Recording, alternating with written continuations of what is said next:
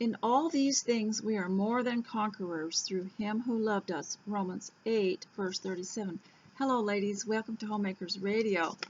I'm making these so you can have something to listen to that won't get in your way. I can visit you, and I won't be bothering you.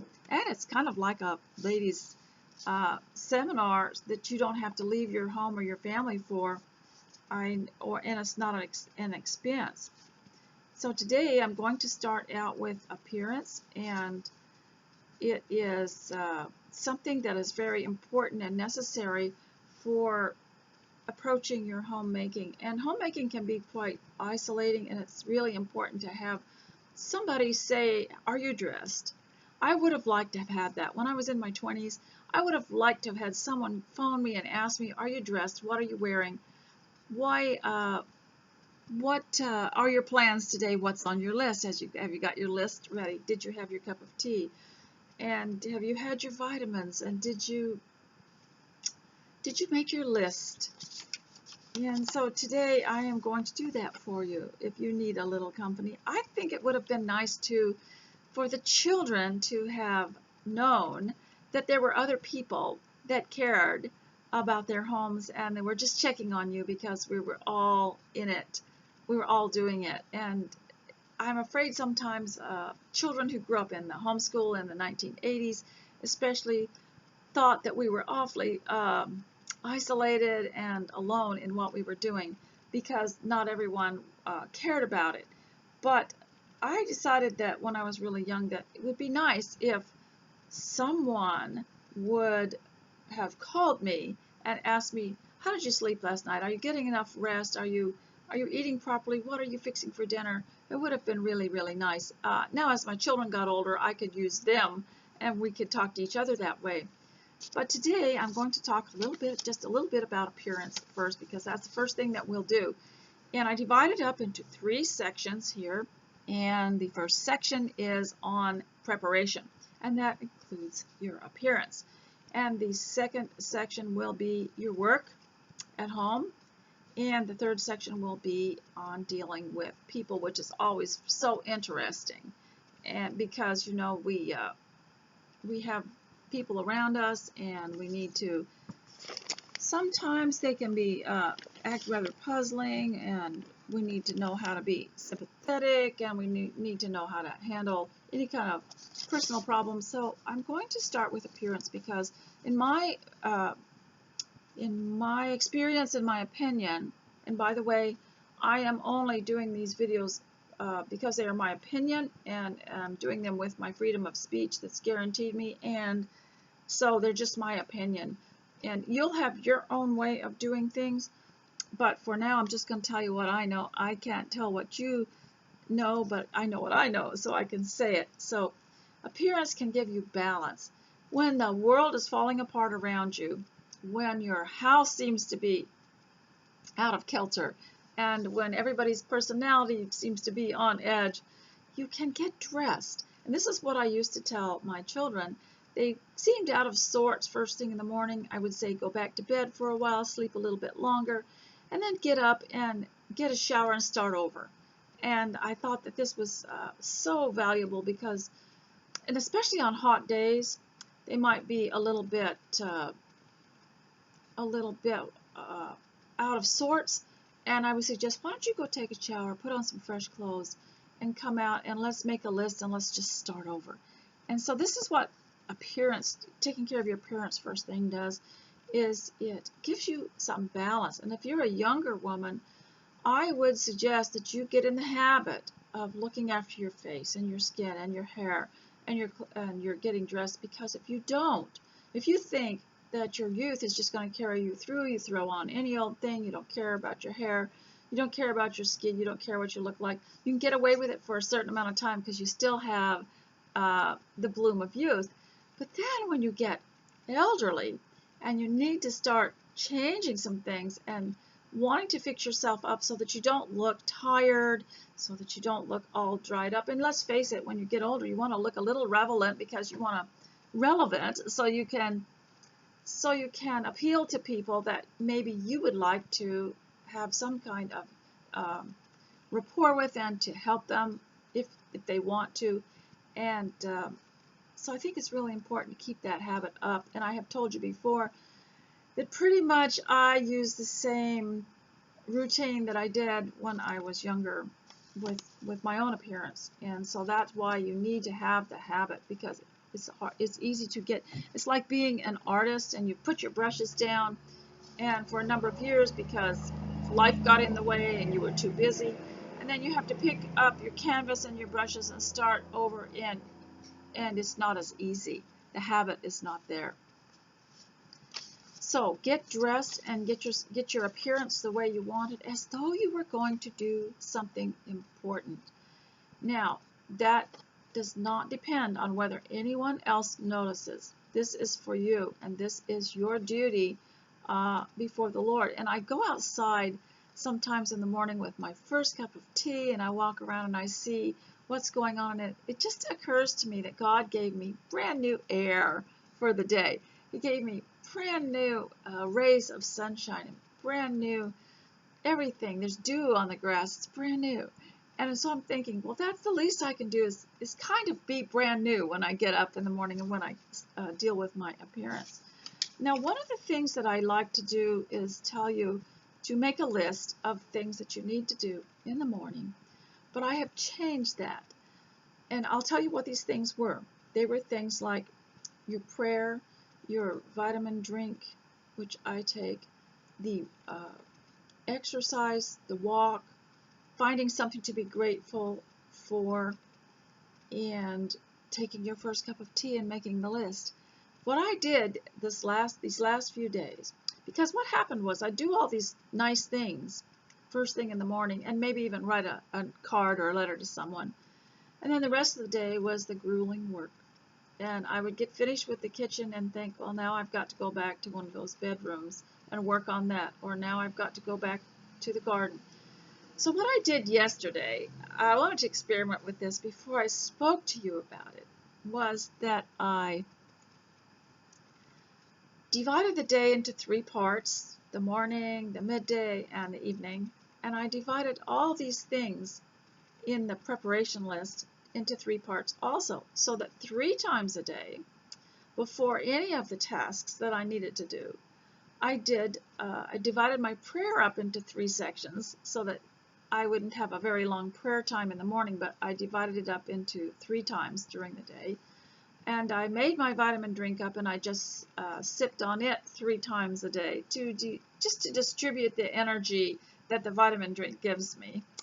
And my exercises, I did 3 times. I divided them up into three parts for 3 times a day. And I have this old book that I got for myself when I was a real young girl called The Christian Charm Course, and it had in it some exercises. So what I have done is, and I got this book also for my daughter and for my granddaughter, but I copied them, so I just keep them in with my list, and I just divided it into the 3 times a day. And then also the resting 3 times a day. I mentioned get in your recliner, lay back, and just relax and rest, and you'll feel rejuvenated. You'll feel the energy coming back. You'll feel the strength coming back. And the walking, remember the Jane Austen book, the Jane Austen diet? What they did for exercise was they walked. So instead of walking 10 minutes, I just divided it into 3 times, so that 3 times a day I was doing all these things, and then looking for something little and common to be grateful for. Just did it 3 times a day, and that, I am telling you, what a difference that made for me. So that every third of the day is a brand new section. I'm starting over with a brand new section. And then I made my list 3 times a day, and the reason that I did that is I might have a list of, I've got to clean the kitchen, I've got to clean the bedroom, I've got to sweep, and I have to make a meal. The problem is that I'm looking at that old list all day, and so I decided to divide it into 3 times, made a new list, because some of the old stuff was done. I'd cross it out, and I'd think, well, I won't be able to have time to do that, so I'd cross that out, and then I would say, I need to add this, or I need to do that. And then as the day changes, throughout the day there'll be changes, and as your energy changes, there might be a need to change that. So I did this 3 times a day. I made a new list. I had prayer. I had and some singing. I took sipped on my vitamin drink. I rested. I walked, and I exercised, and I found something ordinary to be grateful for. It made real big difference in how I felt in the home. And I wish I had discovered it when I was homeschooling my children. They would have liked it. Now, with homeschooling, I know that some of you probably didn't homeschool, and that's fine because you can be homeschooled here and you can find out what it's all about and see how delightful it was, at least for us, and I can go through it again too. But one of the purposes of it was to learn to live at home with other people of different ages. You know how in school they divide them all up into groups of the same age. Well, that's not how it works in homeschool. And that's why I won't, on my videos, say this is for women over 50, or this is for women over 60, or videos for women, or a blog for women over 70, because we never ever divided it at home. We interacted, and we believe that the young, the exuberance and the innovation of the youth stimulated the minds of the older, and that the stability and thoughtfulness of the older people balanced the youthful ideas and exuberance, and that we need it. I love talking to young people, and I love their ideas, and I'm so energized by it, and we all need that interaction between all different ages. For example, if you've grown up in a big family like I did, you'll have your parents, and then you'll have different age groups. The oldest might be 20, the youngest might be 2, and these people get energy from each other, and they interact with each other, and they learn from each other, and they learn to care and love each other, and we're not divided into age groups. So that's why these are not videos for women over 70. These are videos for everybody. And so if you're very young, you need to really listen, because I can tell you some mistakes I made that you can avoid. Now, I want to talk a little bit about habits, and how sometimes it's easy for someone to say, let's say you want to get over thinking defeat, always defeat, and get over feeling discouraged in the home. You know, jobs have to be done over and over again. I saw somebody who had a blog that was clean house and repeat. And to get over that, you just they give you this advice that you just make up your mind to be happy. You just make up your mind to be more positive. You just make up your mind not to feel depressed.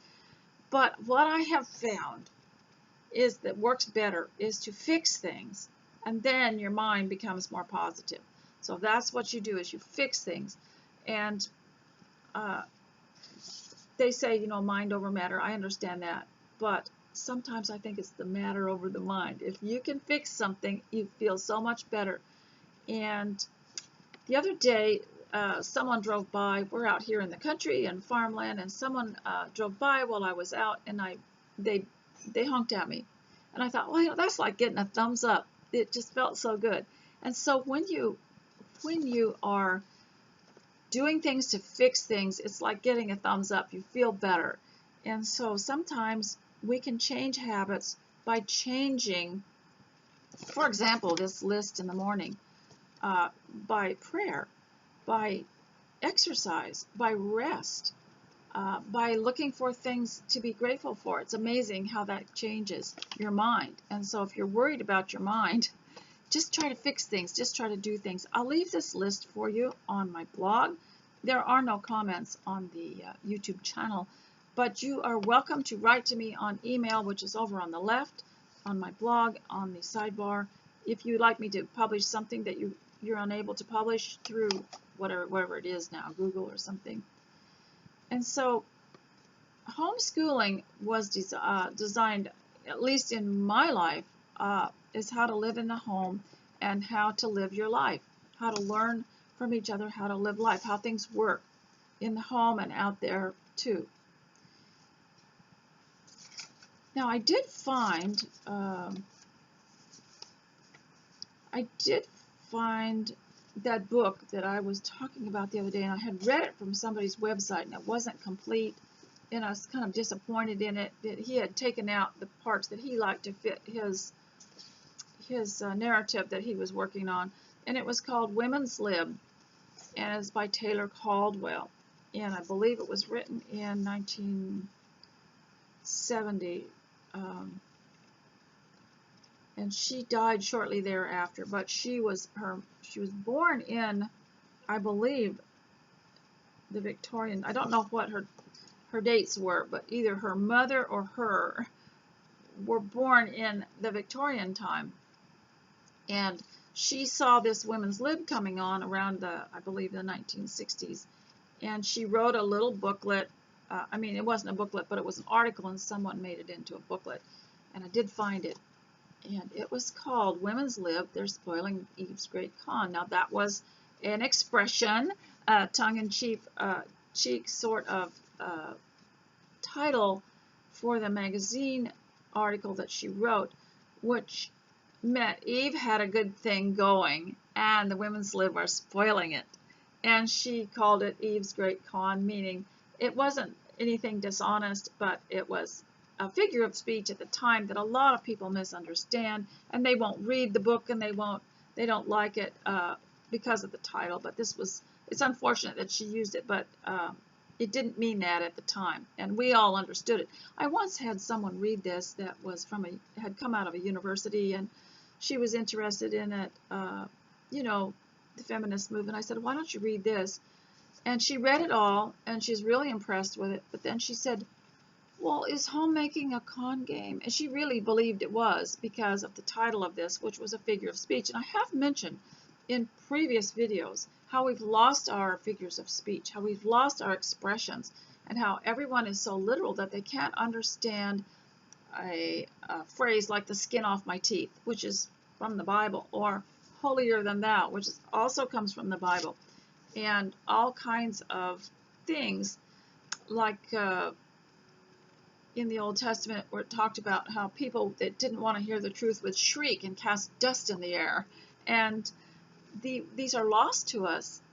Many expressions are lost to us, and people think you're being dishonest if you use an expression, but what an expression does, and Christ used a lot of them, and even his parables and his Sermon on the Mount had several of them, was to bring out the meaning in a more deeper respect to reluctant hearers, to people that were finding it hard to understand a concept or a biblical principle. And so I've spent most of my time explaining her title, and I'm going to read this to you, and I might stay quite a while today because I have a few other things for you. Taylor Caldwell is the most widely read living author in the world. Now, this was written in 1970, and I had several of her books, and one of them was about the Apostle Paul and his adventures. And she had just kind of elaborated on that a little bit, but she had books called A Pillar of Iron, Testimony of Two Men, and many others. And her latest novel is called Great Lion of God, which is now a runaway bestseller. And this is speaking from 1970. Now this goes into that part that I wanted to read to you before about going to her Aunt Polly's house, and what a soothing contradiction that was, a contrast between her mother's house and her own upbringing and how different her Aunt Polly was. Here she is saying, the left, alas, is now, and now that brings me to the word left, and that is, we're speaking of Marxism and communism when we say left. Most of the time, that's what I'm saying too. And so whatever the left is all excited about and embraces and is all gung-ho, I'm always suspicious of it. I don't want to do it. In fact, the current political situation where the left wants you to do this or do that or whatever, I am very suspicious of it because they are so excited about it. And so, anyway, this is what she says. The left, alas, is now running yet another liberation movement.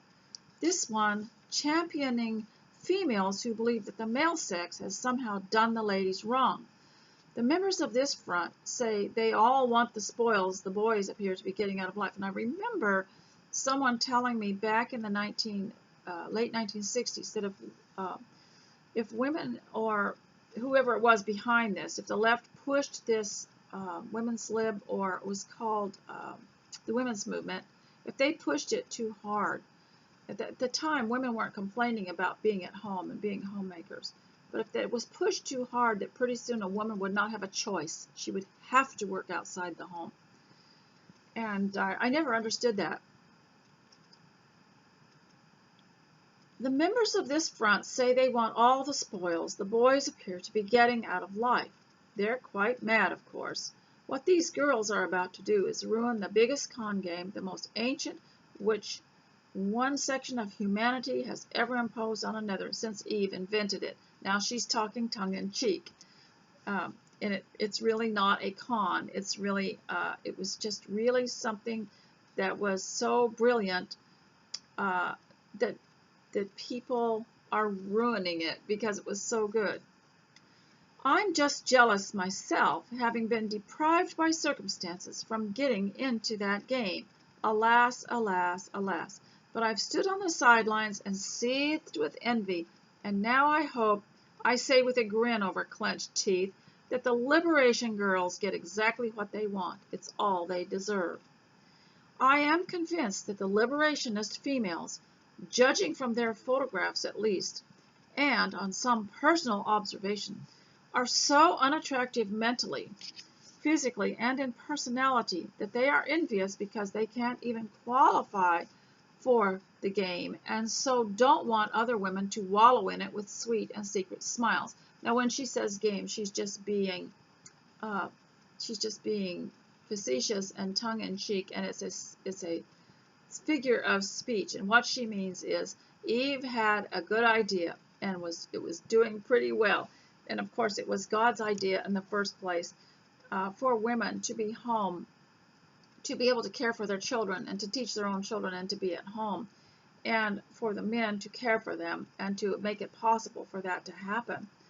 So she said, as for myself, I'm only wistful and plenty happy that my two beautiful daughters are in on it and enjoying every minute of it, and wouldn't even dream of female liberation. I brought them up to appreciate these blessings and to shut their mouths for fear the boys would catch on and demand such liberation for themselves, which is exactly the calamity these rampant females in the liberation movement are going to precipitate. God help the contented women who will be their victims. The liberation ladies would have just loved my mama. This was the part that was left out of the part I read on someone's website. The liberation ladies would have just loved my mama, who was very advanced and ultra-modern, perhaps even more than most women today. Mama believed in rearing girls exactly as boys were reared, and no nonsense about the weaker sex and the softer yearnings in a girl's heart. Mama believed that what a boy could do, a girl could do also. And what a boy should do, a girl should do. And if a girl had softer muscles and more tender feelings, well, that was tough. So I was reared just as my brother was reared, except that little brother was somewhat smarter than I was and ran his own con game against Mama, and succeeded to an enviable extent. From early childhood, I hauled heavy scuttles of coal in from the coal shed in England for my parents' fires. The housemaid had refused to do it. It's a man's job, she would say. But Papa, having a dominant wife, laid down on the job. Mama, who had a convenient memory, forgot that what a man can do, a woman can, too, and he did not haul the coals. She remembered that only when it came to me. So I did the hauling and nearly pulled my arms out of the sockets in the rain and snow and harsh winds of a British winter. I did notice that the young daughters of our neighbors did not stoke the fireplaces and drag scuttles, nor clean out the fireplaces in the cold gray dawns. The fathers and the boys of the family did this, while the mammas and the daughters stayed snuggled in bed. My first resentment began, but being a discreet child and knowing the weight of Mama's hand, I said nothing. Ah, Mama was a real liberation movement in herself. And when we came to America, guess who did most of the stoking of the huge furnace and the carrying out of ashes? Right, I did. Mama would say roughly when I felt that I would collapse, "What a boy your age can do, you can do too. Girls are just as strong as boys. You're not going to pamper yourself as long as I am around here." Then there were the enormous snows, often reaching 4 feet, almost as high as I was. I had to take the weighty coal shovel and get rid of the snow all by myself. "No coddling here just because you're a girl," said Mama. See how she echoes the liberation ladies of today? My ears would ring and my arms scream with exertion, and my heart would pound in my throat. Neighbors would notice with outrage, but when one of them complained gently to Mama, she would say sturdily, "What a boy can do, a girl can do. No cosseting in our house." When I was 15 and an adult, Mama decided I was old enough to go to work, at the first work I could obtain, as I was an adult and should have a job, so I was pulled out of school and sent job hunting, and I found heavy laboring work in a factory 6 days a week, 12 hours a day. Why shouldn't a woman do the same work as a man does? The liberation ladies, of course, today ask. Girls, I wish to God you had had a mama like mine. You'd be quiet these days instead of noisy. I stood on my feet for those 12 hours a day at a machine, bending and stooping and hauling, in danger from wheels and lathes and whatever. I worked like a man, all right. Some of you who have experienced in the summertime working in fish canneries, that is what it's like. It's very hard work on your feet all day.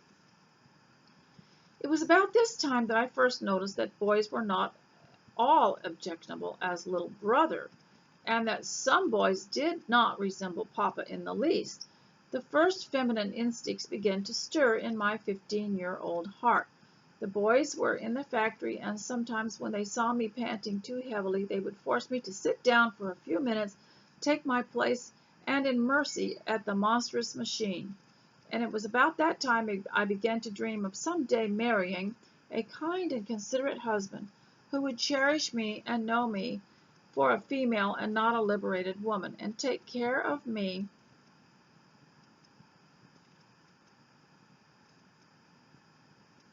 and would love and pamper me and hold me precious as a queen of my house, and buy a pleasant house for me where I'd have housework to do and take care of children quite unlike little brother, and that I would be able to shop and cook. I would no longer have to be anxious about car fare and worry if my allowance could cover lunch, and I'd have pretty clothes and be protected all my life with no effort on my part. Alas, alas, alas. After work, the snow shoveling and the carrying of ashes was still my job, and to this had been added outside window washing, gutter cleaning, grass cutting and cultivating, and shingle repairing. Sounds like work on a farm, doesn't it?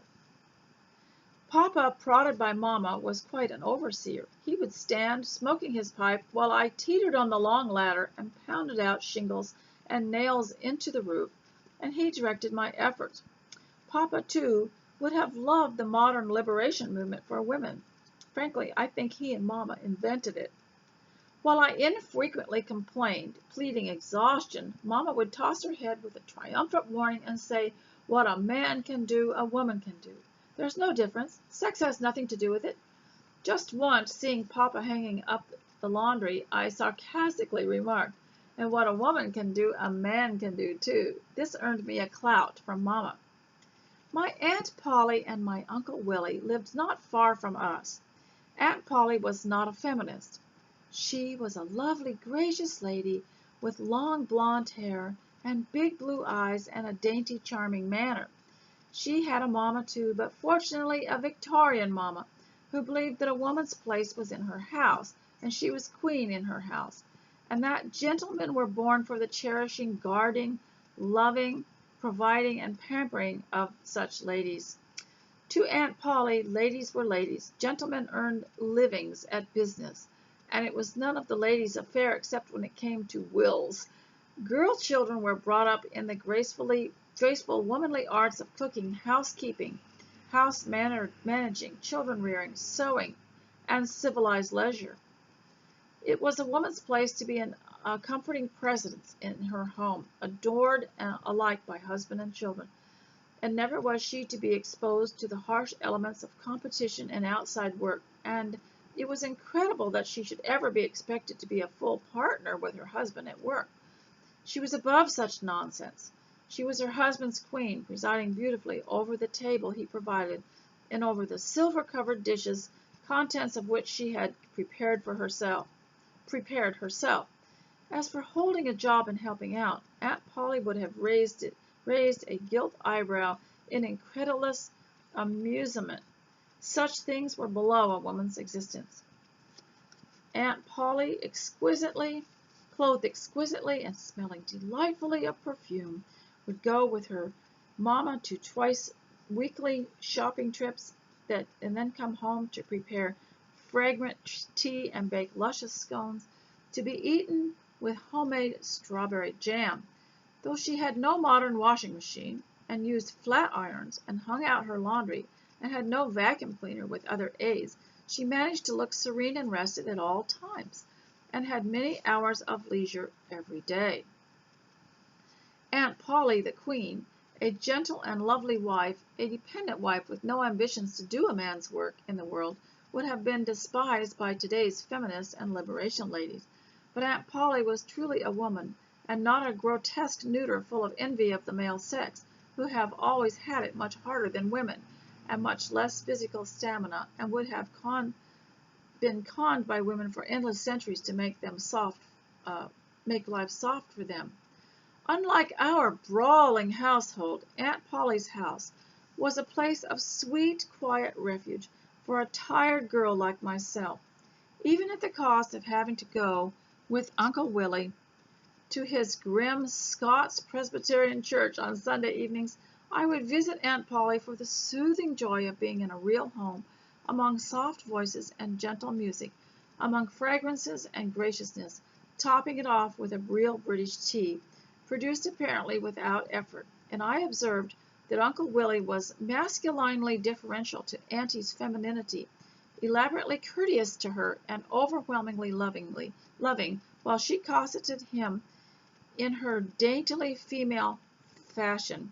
Aunt Polly was a discreet Scotswoman, so she did not criticize my parents, and the back-breaking labor she knew I was doing for all the long hours. But once a week she said to me in her beautifully modulated voice, "Janet, the only way out for you is to get a little more education and then break away." And so I'll read the rest of it to you later, but it reminded me, this softness and this fragrant scones and tea, why one of the reasons that I divided those things that I did in the morning, those nice things, those things that were a little bit more grounding and more balancing, like the prayer, the vitamin drink, the resting, the walking, the gratefulness, the exercise, those things that are so balancing and also life-giving. I decided to divide them up into 3 times a day, not do them so long and give it equal time 3 times a day, because that gave me more peace and balance and grace. So I'll write that down as if you could have a list and then take a break and do those things again and remake your list. What a difference that makes. Now I'd like to talk a little bit about people who like to bring you down. First of all, I think a lot of people feel that people that they deal with at work, that when you're home you're going to escape all that, because somehow these people manage to say cutting things even when you're at home. They seem to find you, and it might even be someone you know or someone in your family at home who say things to bring you down. And they don't seem, one thing that I have observed is they don't seem to target people who are just like them, people who do that sort of thing. They target people who are nice. They target people who are soft, who are sympathetic, who don't have that kind of attitude about anything, who aren't suspicious of people, people who are not always up to something. They don't target you if you are honest and you're not jealous of anybody. They target you if you are a nice person, who are very helpful, very open, and you are just like sincere and innocent. You're the one that is going to get targeted. If you'll notice, they don't. Maybe you know two people that are kind of like that, that are always critical, that are watching you, maybe even keeping track of some slight things that you do or say that they can write down, or they're keeping a list, of things to hold against you. And you don't do stuff like that, so of course you're not even suspicious, you're not even aware, because you don't do things like that. And they do tend to keep score of things that they can bring up about you, because this is how they operate. And it reminds me of the Apostle Paul, who said that there were certain people from another religion that would come and, quote, spy out their liberty. And in a way, this is what they do. If you are free, if you are creative, if you tend to be stable and happy and content, there are people that don't like that. They thrive on that. They thrive on tearing that down. And in an old McGuffey reader, which were written in 1837, there was a story about a naughty group of children. They were going around just being destructive, and they were, if they saw a plant in a pot, they'd knock it over. Or if they saw, they'd take a stick and they would push a rock onto something and break it. And they just had all these things that they used to do. So, I mean, it always has existed. And in the end, it was a mother who was trying to teach her children to observe this and not to be like that. And she said, they are the kind of people who, when they see happiness sitting up on a post, would just knock it down. And so this is what we have. It's part of life. Life is part good and part bad. And there will be people who, when they see something that's nice, something that's content, will work on the person who is pretty whole in their thinking, pretty well balanced, has a pretty successful personal life, and work on tearing them up and breaking them down. And one of the best examples that I ever saw was in a movie called Gaslight, and that's where we get the word gaslight from.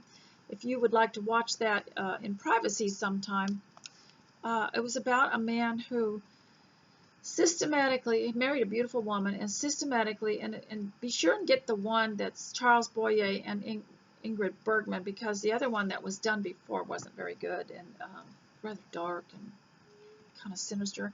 But this one was more realistic, and it was about a man who systematically broke down the emotions of his wife so that he could get her to make her very, very sick and kind of get her out of the way, and for various reasons that he had. And so this woman found herself losing her health. He would say that she misplaced something, but he would move it so that it would look like someone had taken it. He would say that she stole something, and then he would put it in her purse so that, and then when she began to cry out of fear that she was losing her mind or that she was a thief, he would despise her. He would look down his nose at her. He would despise her, and that he would punish her, and he would make her stay home while he went somewhere nice, And then, and she would just weep, and she'd be under the covers or blanket over her head, and until he had broken her down and made her doubt herself so much. And then one day he would say, I think I'll let you go to a party with me. And they'd go to some kind of musical concert together, and she was finally happy, and she was relaxed, and she's feeling normal. And then he would say something to her that would stun her so that she would feel like she was totally broken down. And it ends well, but I just want to tell you about this because I don't want to overanalyze it. But it was called Gaslight because in the evenings when they had gaslights in the 1800s, and I liked the costumes in this film too, with Ingrid Bergman, and in the evenings they would turn on these beautiful lights, and they were operated by gas. And so, but when you turned on a light in another part of the house, sometimes it would make the light in your room grow dim. And she didn't know that. And so she thought she was losing her mind, because he would go up into the attic and he was looking for something up there, and he would turn on the light, and then the lights would dim, and she was alone and she'd be frightened. So this just added more to her feeling of despair, of maybe she was losing her mind.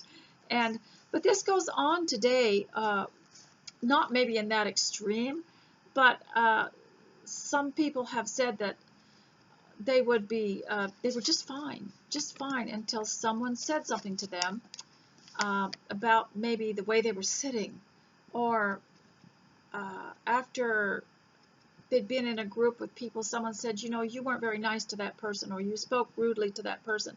And of course, we who want to have a clear conscience, we don't want to have that on our conscience, so we will do what we can to correct it. We will apologize, and we will try to do better. We want to have a clear conscience before God and before others. But there are some people who know that, and so they want to constantly pick on you, because they want your conscience to bother you a lot. I've also often accused the news media of being that way, of gaslighting everybody, making them think that they've done something wrong, because they'll make up a new rule or make up something new for you to follow, and till by the end of the day, you feel so crazy from following it all that you just want to give up. So I wanted to leave that with you, because these kind of people have always existed, the kind that want to bring you down. And I believe it was 3rd John, maybe it's 1st John, 2nd John, or 3rd John, I'm not sure which one of those little tiny books it was in, where it talked about a man in the church named Diotrephes that the apostle was warning the church members about.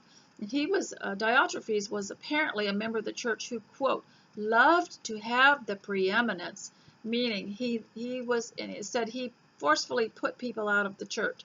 And we have met people like that too, but it's there, it's in the New Testament. It talks about these people.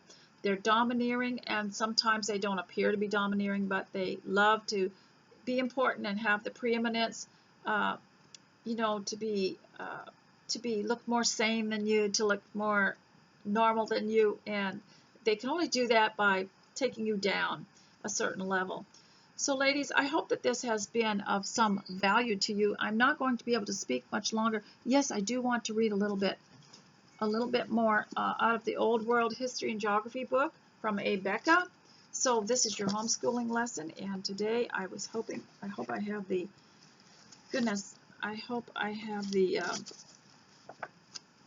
yes, I do have the bookmark in the right area. And I want to show you something here. I've said that I didn't have anything to show you, but this was parked inside the book, and I had to show my children. There's a cross on it, and one side of the cross says BC, before Christ, and the other side says AD, which Anno Domini, meaning after the death of Christ? I'll have to look that up. Some of you know. But the Old Testament is everything that happened before Christ, and the New Testament is everything that was recorded after Christ, which is a new era. So I had that parked in this book so that you would understand this. Now, I'm going to read about Cyrus the Great and the Persian Empire. And I didn't bring my dictionary with me, but I wanted to explain to you a Persian word before I read about the Persians. And I met some Persians a few years ago who had relocated to Australia, and they don't call themselves Iranians, they call themselves Persians, because they believe that's, the original name for the land. I understand that. But when Jesus was in the Garden of Gethsemane in the New Testament, it said that he was praying, and he was in agony. Now, I looked up that word agony, and it was a Persian word meaning torn apart. And I believe it was probably the only time I have seen a Persian word in the New Testament. I am not sure. I cannot be sure of it, but I just thought that was so interesting. It's a Persian word. And the word paradise, I believe, was also a Persian word. Now, I could be wrong, so don't take everything I say. Just go ahead and do your own thing. Look up your own words.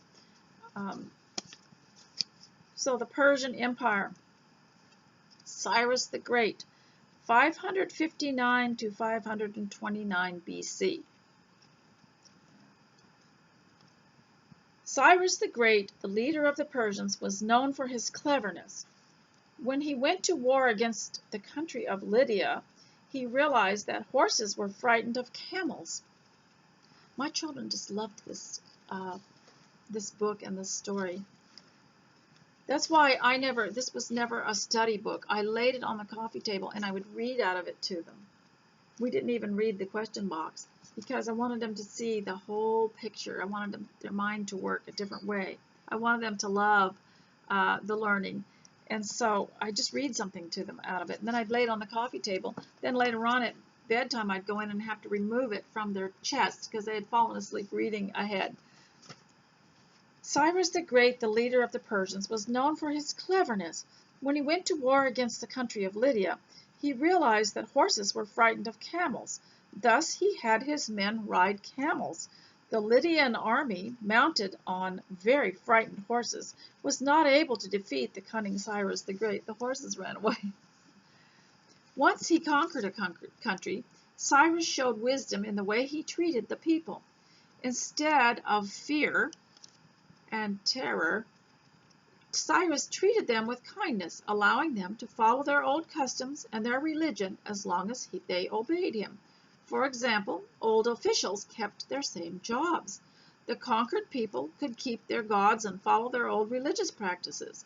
Given such freedoms, the newly conquered people were more apt to give their loyalty to the new ruler. Such clever tactics were to make Persia one of the largest empires the world was ever to see. Eventually, the conquest of Cyrus the Great, as well as his successors, included the land that now makes up the countries of Egypt, Israel, Jordan, Lebanon, Syria, Iraq, Turkey, Afghanistan, and part of Pakistan. I believe that was called the Persian Empire.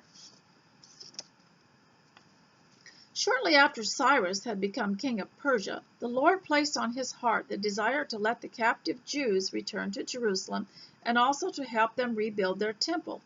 Did Cyrus realize that over 100 years before he was born, God had prophesied through Isaiah that Cyrus would help rebuild the city of Jerusalem and the temple? And here's a quote from Isaiah 44, verse 28. And this is why I loved these homeschool books. They were made for Christian schools, but they often had scripture in them. Isaiah 44, verse 28. Thus saith of Cyrus, He is my shepherd, and shall perform all my pleasure, even saying unto Jerusalem, Thou shalt be built, and to the temple thy foundation shall be laid. And then Isaiah 45, verse 1. Thus saith the Lord to his anointed, to Cyrus, whose right hand I have holden, to subdue nations before him. I will go before thee. Now, one thing that this brought out was that God often chose people who weren't even his people, who did not worship him, and he recognized what was on their heart, and he recognized their ability and used them to bring about his purposes in a land. Perhaps through these words, Cyrus realized that he had become a great conqueror through the power of Almighty God. Thus, it is no wonder that Cyrus gave this command. This is in 2 Chronicles 36, verse 23. Thus saith Cyrus, the king of Persia, All the kingdoms of the earth hath the Lord God of heaven given me, and he hath charged me to build a house in Jerusalem, which is in Judah. Who is there among you of all his people? The Lord his God be with him, and let him go up. After Cyrus died in 529 BC, some people around Judah tried to stir up trouble against the Jews who had returned to Jerusalem. However, the Persian kings who ruled afterwards were reminded of Cyrus' commandment and kept it, even though they had different religious beliefs. One king even added that tax money would be used to help rebuild the temple. So this was just a very interesting story. My children always liked Cyrus the Great and his tactics, especially, camels and frightening the horses. And I thought you might be interested in that. And so, ladies, I hope that this has been helpful. And I know that there are some husbands listening, and I'd like to recommend some listening material for the husbands if they would like to go and hear a man speak, and one that I have liked over the past has been someone called Mr. Reagan on YouTube, and the other one is Bobby Eberle. I believe it's Eberle. I'll put the links there for things for your husband to listen to if they'd like to. These are about politics, but I have successfully given up the war, and I am not listening to any of it. And if people want to talk about it, I say just contact me when it's over. And but I do recommend things like Black Conservative Patriot and the X22 report and Peggy Hall's The Healthy American, because even though they do put some politics in it, they are doing it with a better view of it and a Christian view of it, and the taking out some of the spin, and kind of gives you more confidence. And I'm trying not to even listen to those, but if you want to keep up with things and not listen to the hype of the news media, then those are good ones, especially for your husband and some of the men. And so, ladies, I hope you get something done while you're listening to this, and I hope it's been good for you, and that you'll dress up today and be happy and do those things. Do these things. I'll include them. Prayer 3 times a day. Drink your vitamin drink. Take your rest, reclining. Find something ordinary to be grateful for every day. Do your walking. Make your new list 3 times a day, and your hot tea 3 times a day. And that way, the work that you have to do, the cleaning and the cooking and the food preparation, has a nice easy break in it. And you don't pile it all on the beginning of the day and make the rest of the day grueling and tiresome. So, ladies, I am so appreciative that you came here. I am so honored that you came to listen to me, and I hope that it has been helpful, and I will see you next time. Goodbye.